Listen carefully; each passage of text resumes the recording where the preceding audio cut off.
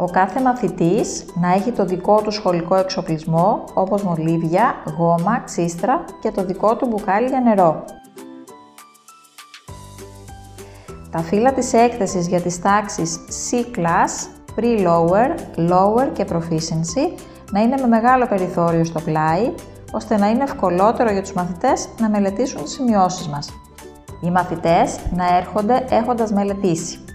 Παράλληλα, η μελέτη για το σπίτι εμπλουτίζεται μέσω των παιχνιδιών και ασκήσεων που περιέχει η εφαρμογή κάθε βιβλίου, των οποίων οι απαντήσεις αποστέλλονται στο email του σχολείου μας.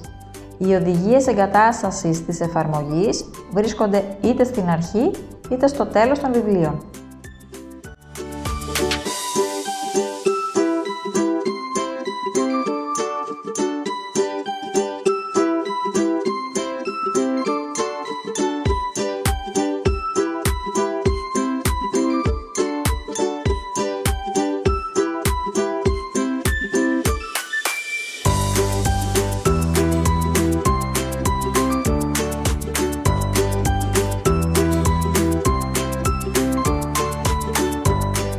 Σε περίπτωση απουσίας, μας ενημερώνετε και οι μαθητές φέρνουν τις ασκήσεις τους με την επιστροφή τους.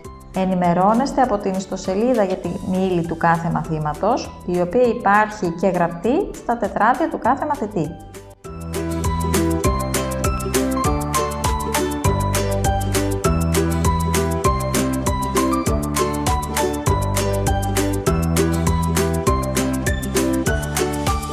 Καθ' όλη τη διάρκεια της σχολικής χρονιάς θα λαμβάνετε ενημερώσεις και ανακοινώσεις μέσω email.